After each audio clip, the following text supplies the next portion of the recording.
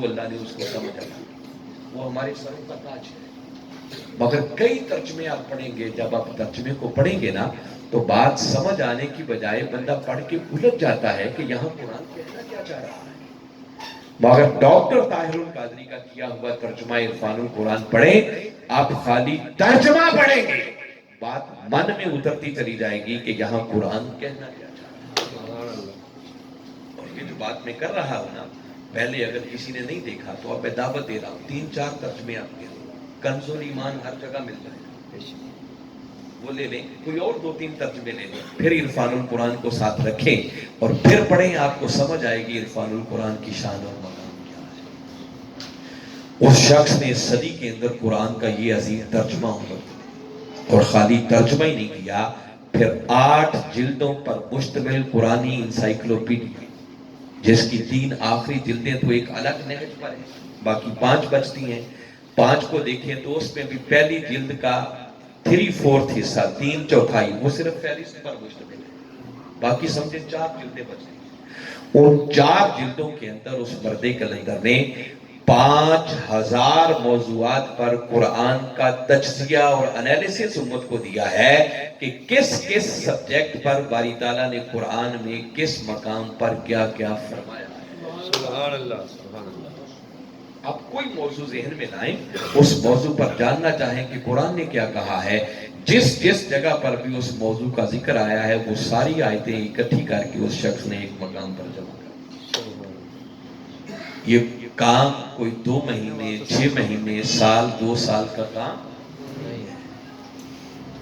قبلہ حضور نے ایک موقع پر فرمایا کہ بیٹے یہ میری 50 سالہ محنت کا نتیجہ ہے، یہ اتنا آسان کام نہیں ہے۔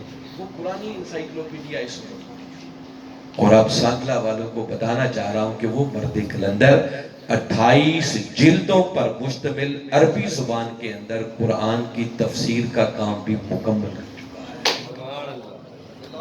نعرہ تکبیر، اللہ اکبر، نعرہ رسالت، یا رسول اللہ، نعرہ حیدری، یہ میں نے دامن وقت کو سامنے رکھتے ہوئے تفصیل میں نہیں جا رہا، صرف ایک اینگل بتایا کہ اگر اسلام قرآن کا نام ہے تو اس ہستی نے اس صدی کے اندر قرآن پر کتنا کام کیا۔ اب اگر اسلام حدیث کا نام ہے تو یاد رکھیں حدیث پر جو اس مرد کلندر نے اس صدی میں کام کیا ہے نا، وہ 6 صدیوں کے بعد دوبارہ ہوا۔ کتنی صدیوں کے بعد؟ درمیان میں گیپ ہے، اس پر کام ہی نہیں ہوا۔ چھوٹی موٹی حدیث کی کتابیں لکھی جاتی رہیں، اس مرد کلندر نے کم و بیش 250 کے لگ بھگ حدیث پر کتابیں ترتیب دی، اور اصل کام جو میں کہہ رہا ہوں 6 صدیوں کے بعد دوبارہ ہوا ہے، وہ محدثانہ درس پر اس دور کے تقاضوں کو سامنے رکھتے ہوئے پھر نئی ابواب بندی کی ہے، نئے ترجمہ باب قائم کیے ہیں۔ یہ ضرورت ہے، اس وقت امت کو کیا ضرورت ہے؟ اس موضوع پر آقا کی احادیث ہے، 40 الگ ہیں، پھر 1 جلد والی، 2 جلدوں والی، 3 جلدوں والی، اور اب کم و بیش 45 جلدوں پر مشتمل حدیث کا انسائیکلوپیڈیا بھی امت کے ہاتھوں میں پہنچنے والا ہے۔ سبحان اللہ۔ کتنی جلدوں پر مشتمل؟ 45 جلدوں پر مشتمل۔ ابھی وہ ہمارے سامنے نہیں آیا، وہ مختلف مراحل سے گزر رہا ہے، وہ اپنا کام مکمل کر چکی ہے۔ اب اس کے کوئی حوالہ جات لگ رہے ہیں، کوئی اس کی کمپوزنگ ہو رہی ہے، کوئی اس کی اور بقیہ کام سارے مکمل ہو رہے ہیں۔ تو میں سوچتا ہوں کہ اگر 4 جلدوں پر قرآن کا انالیسس 5000 موضوعات پر دے دیا ہے تو چشم تصور میں لائیں 45 جلدیں ہیں، تو 45 جلدوں میں کتنے ہزارہا موضوعات پر اس مرد کلندر نے آقا کی لاکھوں احادیث کا انالیسس امت کو دے دیا ہے کہ کس سبجیکٹ پر کملی والے آقا نے کب کہاں کیا فرمایا تھا۔ سبحان اللہ۔ میں نے جسٹ 2 اسپیکٹ آپ کے سامنے رکھے ہیں، جو میں نے کہا تھا نا کہ روئے زمین پر ان کے جیسا نور والا کیوں کہا، اس لیے کہا صرف اتنی بات کوئی اگر سامنے رکھ لیں، باقی چیزوں کو میں نہیں گنتا۔ حال میں بیٹھے ہوئے شخص کو میرا چیلنج ہے، اس کو دعوت ہے، اگر اس سے زیادہ کام قرآن اور حدیث پر اس صدی کے اندر کسی نے کیا ہے، خواہ عرب ہے یا عجب ہے، میں اوپن دعوت دے رہا ہوں، تو وہ مجھے بھی بتا دیتا کہ میں اپنی اصلاح کر لوں، مگر جب ڈھونڈنے نکلیں گے تو اس صدی کے اندر قرآن اور حدیث پر اتنا کام کرنے والا شخص آپ کو نہیں ملے گا. وہ ایک ہی ہستی ہے جس ہستی کا نام ہے ڈاکٹر محمد طاہر مجدد رواسری، مجدد رواسری، دنیا جس پہ مر مٹی. آپ سانگلہ والوں مجھے بتاؤ کہ جس شخص کے دن اور رات صبح اور شامیں یوں قرآن اور حدیث کی صحبت میں گزرتی ہوں تو ذرا چشم تصور میں لائیں اللہ نے دین کی سمجھ کے لیے اس کا سینہ کتنا کھولا ہوگا اور اس کے نتیجے میں پھر اس کو نور کیسا ہوگا. سبحان اللہ. کیا بات. بے شک. اس لیے میں نے کہا کہ اس وقت روئے زمین پر اس پردے کلندر سے بڑھ کر کوئی نور والا ہے. پھر کہہ کے جا رہا ہوں کہ اگر بعد میں بھی کسی کو ڈھونڈنے سے کوئی ایسا مل جائے تو مجھے بتائیں. میرا نمبر بہت سے لوگوں کے پاس ہے، مل جائے گا یہاں سے، کوئی مجھے ڈھونڈنا مشکل کام نہیں. مگر میں ذمہ داری سے کہہ رہا ہوں آپ محنت کیجئے گا، کم از کم آپ کو سمجھ تو آئے کہ ڈاکٹر طاہر القادری نے کیا کیا. یہ تو میں نے جسٹ ایک گوشہ آپ کو بتایا. تو جب ان سے بڑھ کر نور والا کوئی نہیں ہے تو پھر نور بانٹنے والا بھی کوئی نہیں ان سے زیادہ. بے شک. مگر ایک بات کارکنوں آپ کو بتانا چاہ رہا ہوں کہ یہ جو نور والے ہوتے ہیں نا، اللہ ان کی ڈیوٹی ضرور لگاتا ہے نور بانٹنے کی.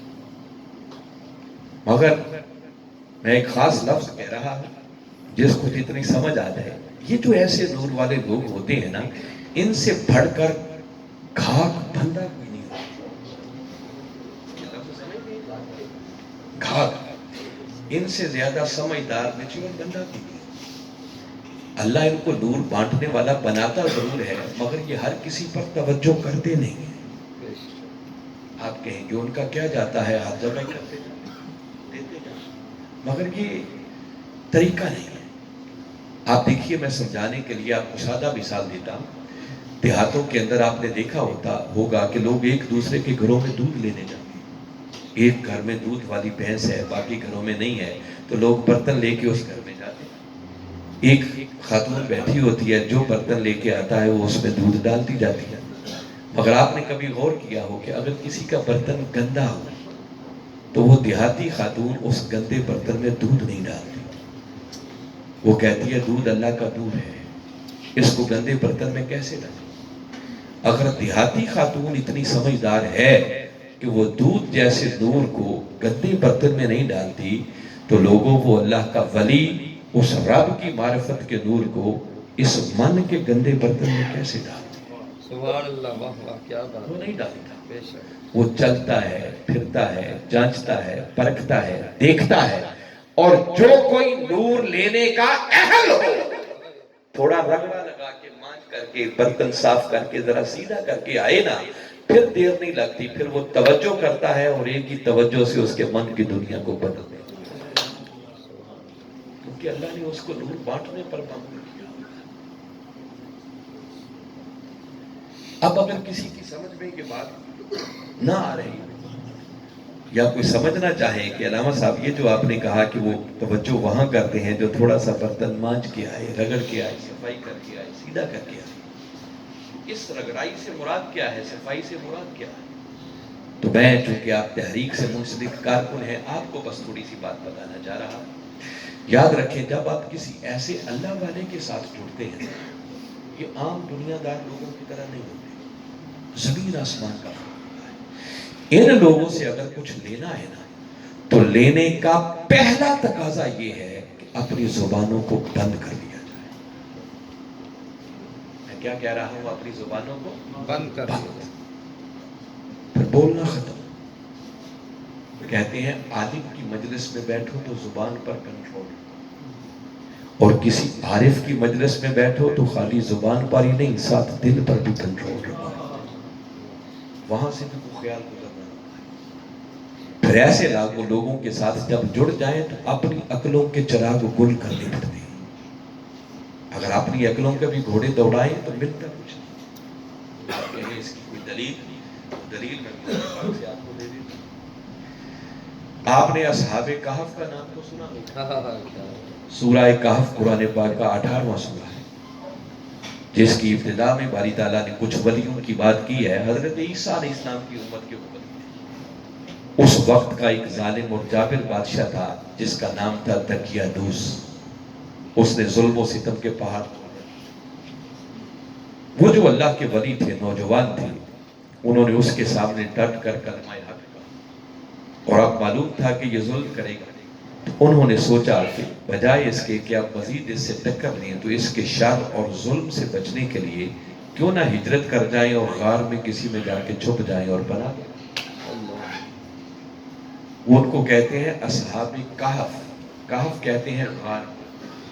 اصحاب کہف کا معنی ہے غار والے، جنہوں نے غار میں جا کر پناہ لی۔ یہ سورت کا نام ہے اور اسی نام سے ان کا ذکر آتا ہے۔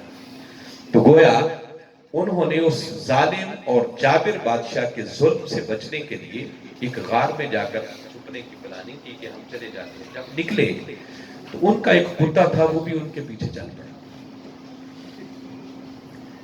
جب کتا پیچھے چلا تو انہوں نے دیکھا کہ کتے کا کام ہوتا ہے بھونکنا۔ ہم تو جا رہے ہیں چھپنے کے لیے، یہ بھونکے گا تو پتہ چل جائے گا کہ ہم کہاں ہیں۔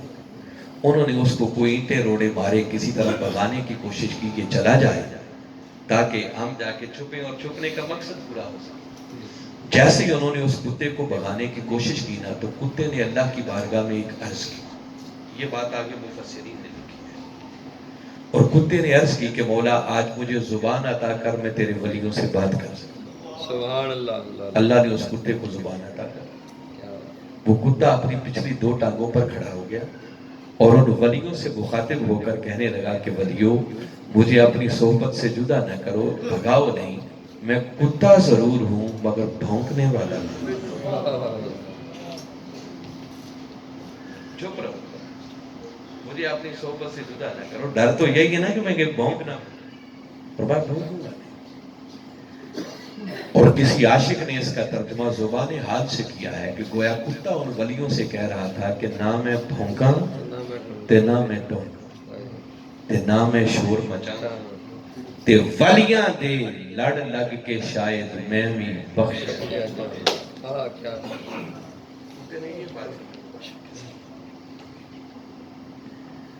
تو میں بتا رہا ہوں کہ پہلا تقاضا یہ ہوتا ہے کہ اگر کسی اللہ والے سے جڑنا ہے تو پھر زبان بند۔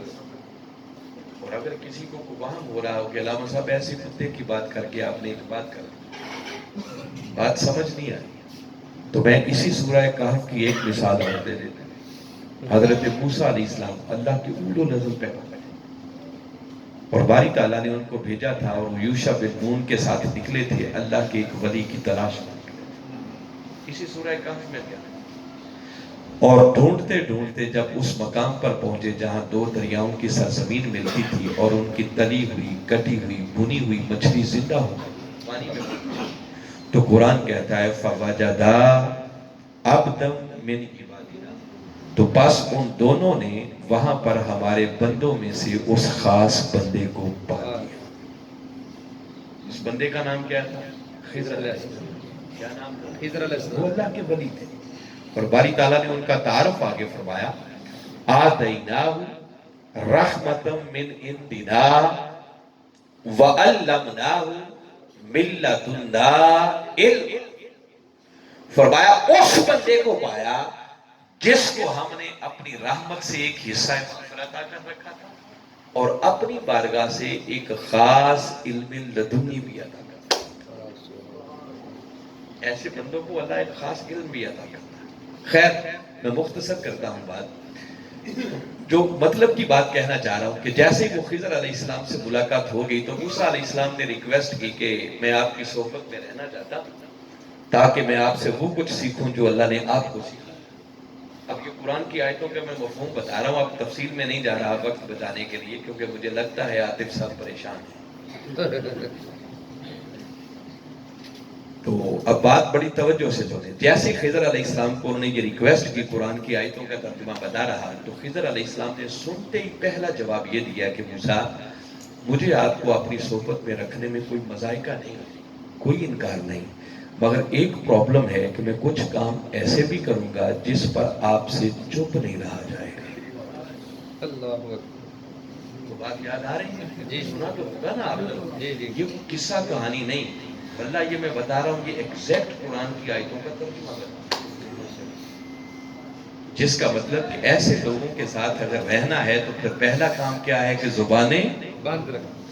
میں آگے نہیں اس سے جاتا، آگے اور بڑی مزے کی بات ہے، کیا کیا مکالمہ. تو جب تک زبان بند نہ رکھیں تب تک بات نہیں بنتی. دیکھیں نا، میں ساتھ آپ کارکن بیٹھے ہیں نا، آپ عوامی اجتماع نہیں ہیں، آپ کی اصلاح کے لیے ایسی نشستیں ہوا کرتی ہیں. میں آپ کو ایک سادہ سی بات بتاتا ہوں تاکہ آپ کو سمجھ آئے کہ زبان کھولنا کیا ہے اور زبان بند رکھنا. قبلہ حضور آج کل کینیڈا میں، وہاں رہ کر جو انہوں نے کام کیا ہے وہ میں نے بتایا کہ کتنے بڑے کام کیے ہیں جو یہاں رہ کر نہیں کر سکتے. کیونکہ یہاں آ جائیں تو یہاں تو ہاتھ چومنے والوں کی لائن لگی رہتی ہے، بس یہ ایک زیارت کروا دیں. تو وہاں کینیڈا میں بھی جا کے ایک گاؤں میں انہوں نے ڈیرا لگایا ہوا ہے، تب جا کر یہ تفسیریں لکھی جاتی ہیں، انسائکلوپیڈیا. پھر کچھ دنیا سے نکلنا پڑتا ہے. ایسے ہی کبھی کوئی شخص آپ سے ملے گا، وہ کہہ دے گا دیکھو آپ کا قائد تو آپ ملک چھوڑ کر ادھر آتے ہیں. پاکستان عوامی تحریک کی چیئرمین شپ سے انہوں نے ریزائن کر دیا. اب انقلاب کہاں آئے گا؟ کیا ہوتا ہے؟ پھر بندے کے دل میں وسوسے آنا شروع ہو جائے. پھر وہ خالی وسوسے نہیں رہتے، پھر وہ شکوہ بن کر الفاظ کا روپ دھار لیتے. پھر بندہ زبان سے کہنا شروع کر دیتا ہے. کبھی کوئی حقیقی آزادی مارچ شروع ہو گیا، کوئی نئی حکومت بن گئی، کوئی الیکشن آ گیا، کوئی نیا وزیر اعظم بن گیا، ہمارے اندر ہی کچھ رکود شروع ہو جاتی. ہم کہاں گئے، وہ آگے نکل گیا، ہمارے لیڈر باہر جا کے بیٹھے ہیں، ہم سڑکوں پہ کیوں نہیں. ہوتا ہے نا اچھل کود، پھر زبان پہ شکوے. یاد رکھیں اسی کو بھونکنا کہتے ہیں. میں بس یہ سمجھا رہا ہوں آپ کو بات. اگر تو کسی دنیا دار کے پیچھے لگے ہو نا تو بات اور ہے. آپ کسی دنیا دار کے ساتھ نہیں جڑے. یہ وہ بندے ہیں جن کو اللہ کچھ خاص عطا کرتا ہے. ان کے ساتھ جڑ جائیں، بات سمجھ آ جائے تو اللہ کا شکر ادا کریں، اور اگر سمجھ نہ آئے تو یہ سوچ کے اپنی زبانوں کو بند رکھیں کہ اللہ کا خاص مرد کامل ہے. میری سمجھ میں نہیں آ رہا، مگر وقت آئے گا تو اس کی حقیقت سمجھ آ جائے گا. دیکھیں نا، خضر علیہ السلام نے بھی کشتی کا تختہ توڑا تھا تو موسیٰ علیہ السلام بول پڑے کہ مروانا چاہتے ہیں. تو خضر علیہ السلام نے کہا تھا، میں نے کہا تھا نا تم سے چپ نہیں رہا جائے. چپ رہنا بڑا کمال ہے. اور جملہ مترضا کے طور پر بات آ گئی ہے تو بتا دیتا ہوں. لوگ کہتے ہیں کینیڈا میں چلے کیوں چھوڑ دیا، اب ٹکر کیوں نہیں ظالم سے لے رہے، راہ رخصت اختیار کر لی. نہیں، ابھی میں جو اصحاب کہف کی بات کر رہا تھا وہ دقیانوس ظالم بادشاہ تھا نا، تو وہ اس کے ظلم سے ٹکرائے نہیں، ہجرت کر گئے. اور قرآن کہتا ہے وہ چھپنے کے لیے گئے تھے، غار کے اندر کے چھپ جا. ایسے ہی. اچھا، اگر یہ چھپ جانا اور ظلم سے ٹکر نہ لینا یہ کوئی غلط کام ہوتا تو چاہیے تو یہ تھا کہ باری تعالیٰ ان کی گرفت کر دے. غلط کام کیا، مگر قرآن کو پڑھیں تو قرآن بتاتا ہے کہ باری تعالیٰ نے ان کی گرفت نہیں کی، وہ ظلم سے ٹکرائے نہیں، چھوڑ کر غار میں جا کے چھپ گئے. اور قرآن بتاتا ہے کہ باری تعالیٰ نے گرفت کرنے کی بجائے اگر وہ 3 صدیوں تک غار میں لیٹے رہے تو اللہ نے 3 صدیوں تک ان ولیوں کی خاطر اپنے سورج کے طلوع اور غروب کے نظام کو ہی بدلے رکھا. سبحان اللہ، کیا بات. بات پلے پڑی، جس کا مطلب یہ ہے کہ ہر وقت ٹکرانا ہی کوئی عقل مندی کا کام نہیں ہے. انقلاب کوئی بچوں کا کھیل نہیں ہے کہ آپ گھر سے نکلیں، ناک کی سیدھ پہ چلتے چلے جائیں اور سیدھا سیدھا ہی انقلاب آ جائے. انقلاب کے لیے کبھی زمین کے اوپر رہ کے کھیلنا پڑتا ہے، کبھی زیر زمین جانا پڑتا ہے. یہ یاد رکھیں کہ آپ کسی دنیا دار کے ساتھ نہیں جڑے ہوئے، منزل ہماری وہی ہے. بس جو میں نے کہا نا کہ انقلاب آنا ہے اور وہ ڈاکٹر طاہر القادری کی قیادت میں آنا ہے. انشاءاللہ میرے مولا نے چاہا تو یہ انقلاب تو ہمارے قائد کے پاؤں کی ایک ٹھوکر سے آئے گا. دنیا کی کوئی طاقت اس انقلاب کو روک نہیں سکتی. بس خوش نصیب وہ ہوگا جو استقامت کے ساتھ ان کا دست و بازو بن کے کچھ اس میں اپنا حصہ ڈال جائے گا. نہ یہ لوگ محتاج ہوتے ہیں، نہ انقلاب کسی کا محتاج ہوتا ہے. جو جتنا حصہ ڈال جائے گا وہ اپنی دنیا بھی سنبھال جائے گا اور اپنی آخرت بھی سنبھال جائے گا. تو خیر میں بات یہ کر رہا تھا کہ پہلا تقاضا یہ ہوتا ہے کہ جو اپنی زبانوں کو بند کر،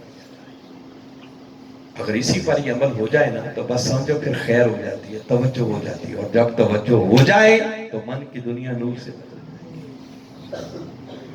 یہ جو ہمارے اندر کبھی کبھی اچھل کود شروع ہوتی ہے نا، میں واللہ آپ کو ایک جملہ کہہ رہا ہوں، ہم نادان ہے، سمجھ نہیں، میں خدا کی قسم کھا کے بتا رہا ہوں، اب جس کو سمجھ آ جائے یہ اس کا نصیب ہے۔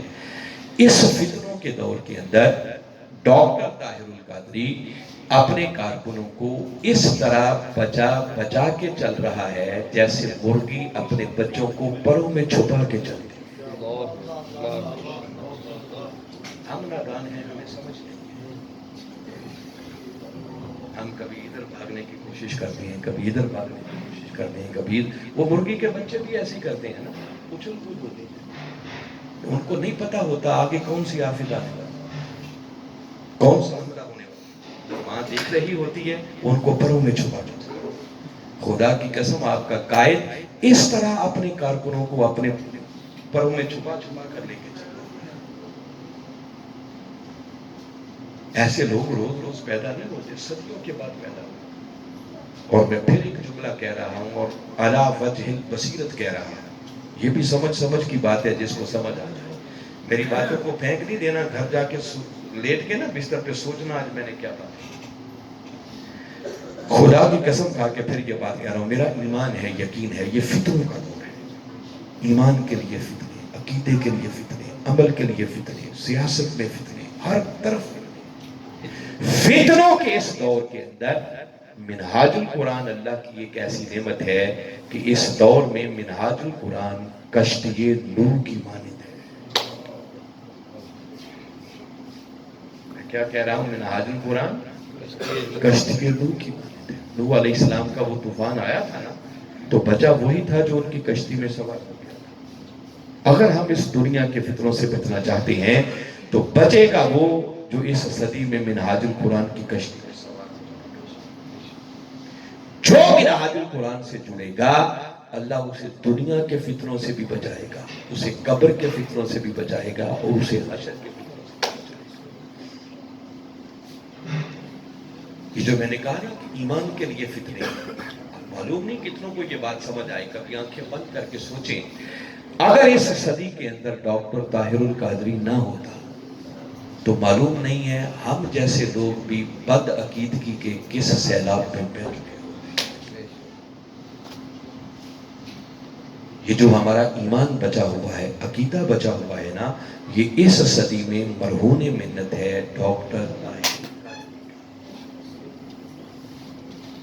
میں آپ کارکنان سے پوچھنا چاہ رہا ہوں، آپ اس سے آگے چلیں، یہ تو ایمان اور عقیدے کی بات بتا رہا ہوں، میں ایک جملہ اس پر بتاتا ہوں۔ انڈیا مجھے جانے کا موقع ملا اور ان لوگوں کی آوازیں اب بھی میرے کانوں میں گونجتی۔ کئی لوگوں نے یہ بات مجھ سے کی کہ علامہ صاحب جب آپ پلٹ کے واپس جائیں تو حضرت جی کو ہمارا سلام کہنا اور ہماری طرف سے ان کا شکریہ ادا کرنا کہ ڈاکٹر صاحب کیوں ٹی وی پر آپ کے چلنے والے خطابات کو سن سن کر ہماری نسلوں کے ایمان بچ گئے ہیں، سبحان اللہ، ورنہ تباہی کے لیے ایک ذاکر نائک ہی کافی، اور پاکستان میں ایسے ذاکر نائکوں کی کوئی کمی نہیں ہے۔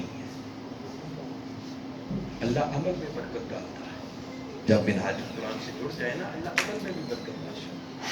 میں نہیں کہتا کہ منہاج القرآن سے جڑنے والے کو فرشتے بن جاتے ہیں، معصوم تو صرف انبیاء کی ذات ہوتی ہے، پھر کئی کالی بھیڑیں بھی ہوتی ہیں جو دانستہ طور پر آ جاتی ہیں، مس یوز کرتی ہیں، اور یہ کوئی نیا کام نہیں ہے۔ 14 صدیاں پہلے مدنی دور کو پڑھیں تو کئی منافق پیدا ہو گئے تھے جو کلمہ بھی پڑھتے تھے اور اسلام اور مسلمانوں کے لیے بدنامی کا باعث بھی بنتے تھے، پیچھے جا کر جڑیں کاٹتے تھے۔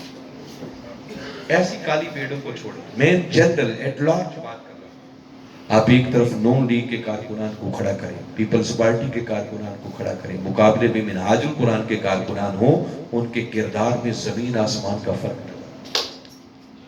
منہاج القرآن کے لوگ لاکھوں کی تعداد میں بھی سڑکوں پر احتجاج کر رہے ہوں تو کبھی کسی کا ایک ٹکے کا بھی نقصان نہیں کریں گے، اور جب وہ لوگ نکلتے ہیں تو ان میں اکثر گلو بند ہوتے ہیں جن کا کام ہی پراپرٹی توڑنا، کاریں توڑ دیں، لوگوں کی جائیداد توڑ دیں، کوئی ریڈی والا ہے تو لوٹ لو جو کچھ ملتا ہے، یہ کچھ ہوتا ہے۔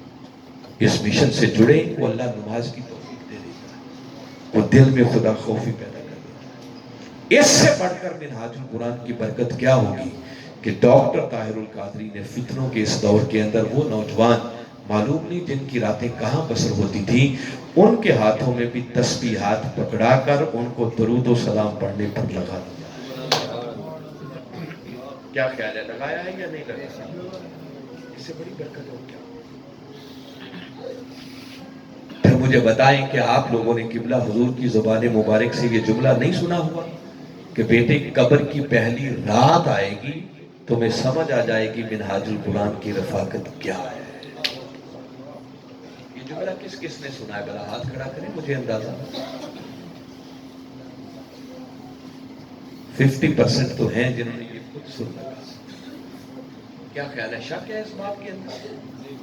کتنوں پر کرم ہوا جو اس دنیا سے چلے گئے اور بعد میں ان کے بیٹے، ان کے بھائی اور ان کے بزرگ بتاتے ہیں کہ پھر ان پر کیا کیا کرم ہوتے ہیں۔ اور یہ سمجھ آئے گی جب آنکھیں بند ہوں گی نا تو سمجھ آئے گی پھر منہاج القرآن کی رفاقت۔ کیا یہ بات آپ لوگوں نے نہیں سنی ہوئی کہ حضور غوث العظم شیخ عبد القادر جیلانی رضی اللہ تعالیٰ عنہ کی طرف سے خوشخبری ہے کہ جو سچے دل سے اس مشن کا رفیق بنے گا وہ ڈائریکٹ حضور غوث پاک کا مرید ہوگا۔ یہ سنی ہوئی ہے بات؟ یہ کس کس نے سنی ہے؟ موسیقی لوگوں نے سنی۔ اس سے بڑھ کر ان کا منہاج القرآن پہ کرم کیا ہوگا کہ انہوں نے اپنی ایک لاڈلی سیدنا طاہر علاء الدین القادری الگیلانی البغدادی رضی اللہ تعالیٰ عنہ کو ہمیشہ ہمیشہ کے لیے سرپرست بنا کر منہاج القرآن میں بٹھا دیا۔ وہ تھے بغدادی، گھر ان کا کراچی میں تھا، آستانہ کوئٹے میں تھا، وصال ان کا جرمنی میں ہوا، اور انہوں نے وصیت فرمائی کہ مجھے دفن لاہور منہاج القرآن میں جا کے کرنا۔ اپنے وقت کے غوث تھے۔ لاہور میں دوسرے دادا صاحب ہیں، لاہور جائیں تو ان کی بارگاہ میں حاضری تھی، اتنی اونچی بارگاہ۔ انہوں نے اپنی زندگی میں فرمان جاری کیا تھا، اخبارات کو بیان دیا تھا کہ جو شخص منہاج القرآن کو نقصان پہنچاتا ہے، مخالفت کرتا ہے، فرمایا وہ سن لے اس کا سلسلہ قادریہ سے کوئی تعلق نہیں ہے۔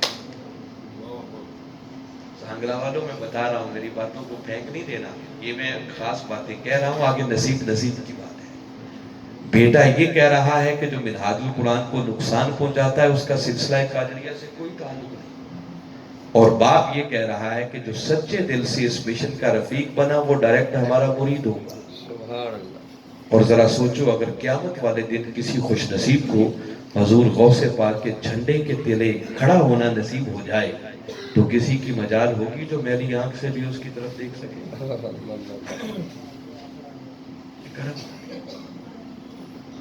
خیر، میں نے یہ چند باتیں آپ کو بتائی، میں ایک بات آپ سے پوچھنا چاہ رہا ہوں، اگر یہ میری ٹوٹی چند باتیں آپ کو سمجھ میں آئی ہیں تو میں نے ایک جملہ کہا ہے کہ اس صدی کے اندر منہاج القرآن کشتی نوح کی مانند ہے، جو اس سے جڑ جائے گا اللہ اسے دنیا کے فتنوں سے بچائے گا، قبر کے فتنوں سے بچائے گا، حشر کے فتنوں سے بچائے گا۔ منہاج القرآن کشتی نوح کی مانند ہے۔ جس کو یہ بات سمجھ آئی ہے وہ ہاتھ کھڑا کریں، جس کا اس بات پر ایمان ہے، یقین ہے، وہ ہاتھ کھڑا کریں، اونچا ہاتھ کھڑا کریں۔ ماشاءاللہ، الحمدللہ۔ کم و بیش کوئی 95% لوگوں کے ہاتھ کھڑے ہیں۔ کچھ لوگ ممکن ہے میری بات ان کو سمجھ میں نہیں آئی یا کچھ سوچ ہو سکتے ہیں، انڈیپینڈنٹ ہے ہر کوئی شخص۔ میں اب آخری بات کر کے اپنی گفتگو کو وائنڈ اپ کر رہا ہوں۔ غالباً یہ بات حضرت خواجہ عثمان ہرونی رضی اللہ تعالیٰ اور وہ شیخ ہیں حضرت خواجہ معین الدین چشتی اجمیری رحمۃ اللہ تعالیٰ۔ آپ نے ایک دن اپنے اس مرید خاص کو اپنے حجرے میں بلایا اور بلا کر ان سے فرمایا کہ معین الدین آج آپ کو ایک خوشخبری سنانا۔ سبحان اللہ۔ آپ نے عرض کیجیے حضور آپ سنائیں۔ آپ فرمانے لگے کہ معین الدین کل جو شخص میری زیارت کرے گا اللہ اسے جنت میں داخل کر دے گا۔ سبحان اللہ۔ اور ایسے لوگ ہر دور میں موجود ہوتے ہیں، کسی کے چہرے کو تکیں تو جنت ملتی ہے، کسی کے دروازے سے گزر جائیں تو جنت ملتی ہے، کسی کے مشن سے جڑ جائیں تو جنت ملتی ہے۔ اور حضور غوث پاک فرماتے ہیں جو میرے مدرسے والی گلی سے بھی گزر گیا اللہ اس پہ بھی کرم کرے۔ سبحان اللہ سبحان اللہ۔ یہ ایک الگ سبجیکٹ ہے کہ یہ سمجھاؤں اس پر قرآن کیا کہتا ہے، حدیث کیا کہتا ہے۔ اگر آپ نے فرمایا کہ معین الدین کل ایک دن کے لیے فرمایا کل جو میری زیارت کرے گا اللہ اسے جنت میں داخل کرے گا، اور ساتھ ہی فرمایا کہ معین الدین اس حجرے سے نکلنے کے بعد اگر آپ نے یہ بات کسی کو بتائی تو آپ کا ٹھکانہ جہنم ہوگا۔ اللہ اکبر اللہ اکبر۔ آپ بتا نہیں سکتے، بات حق ہے، آپ کو بتا دی، بس آگے بتانے کی اجازت نہیں۔ آپ نے دونوں باتیں سن لی، سن کے باہر آئے، سوچا اور سوچ کر اس نتیجے پر پہنچے کہ بس یوں سمجھیں کہ جب پلٹ کے گھر آئے تو چھت پہ چڑھ گئے، ڈھول پکڑ لیا اور علاقے میں ڈنڈورا پیا، کیا بات ہے۔ شور مچا دیا کہ آؤ جو جنت میں جانا چاہتا ہے کل میرے شیخ کی زیارت کرے۔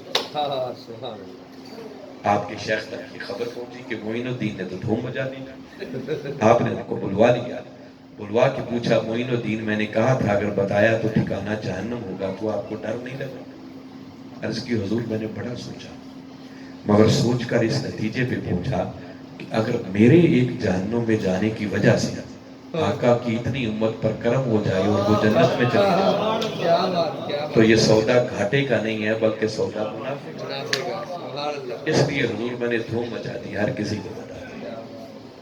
سانگلہ والوں، میں صرف آپ سے اتنا پوچھنا چاہ رہا ہوں، کبھی ہاتھ کھڑے کر کے آپ نے خود کہا ہے کہ آپ کا دل کہتا ہے کہ اس فتنوں کے دور کے اندر منہاج القرآن کشتی نور کی مانند ہے، جو جڑے گا اللہ اس کے ایمان کو بچائے گا، عقیدے کو بچائے گا، عمل میں برکت دے گا، قبر کے فتنوں سے بچائے گا، حشر کے فتنوں سے بچائے گا۔ جب اتنی بڑی نعمت آپ کے پاس میسر ہے تو ڈاکٹر طاہر القادری نے تو کوئی پابندی نہیں لگائی کہ اگر بتایا تو تمہارا ٹھکانہ جہنم ہو، ہے کوئی پابندی؟ نہیں۔ تو پھر ہماری زبانیں بند کیوں ہیں؟ ہم لوگوں کو دعوت کیوں نہیں دیتے؟ لوگوں کو اس مشن کے ساتھ جوڑتے کیوں نہیں؟ خود اپنی نسبت کو پختہ کیوں نہیں کرتے؟ اس میں کیوں دراڑ آنے دیتے؟ اپنے بچوں کو کیوں نہیں جوڑتے؟ اپنے بہن بھائیوں کو کیوں نہیں جوڑتے؟ اپنی بیویوں کو کیوں نہیں جوڑتے؟ اپنے والدین کو کیوں نہیں جوڑتے؟ اور قبلہ حضور نے تو ایک آپشن یہ بھی کھول رکھی ہے کہ جس کے کوئی رشتہ دار، کوئی عزیز اس دنیا سے چلے گئے ہیں نا، ان کے نام کی میموریل رفاقت لیں، ایصال ثواب کی شکل میں اللہ اس مشن سے ان کو بھی فیض عطا کرے گا۔ بس سبحان اللہ سبحان ان پر بھی کریں۔ کیا خیال ہے، لوگوں کو دعوت دینی چاہیے یا نہیں؟ جی، آقا کی امت کی خیر نہیں ہوگی اس میں؟ بھلا ہوگا۔ اور آگے فروری کا مہینہ آ رہا ہے اور 19 فروری قائد محترم کا یوم پیدائش ہے۔ جب کسی کی برتھ ڈے ہوتی ہے نا تو لوگ بڑے بڑے تحفے لے کے جاتے ہیں، مگر ڈاکٹر صاحب نے تو کبھی کسی سے کوئی تحفہ وصول کیا ہی نہیں۔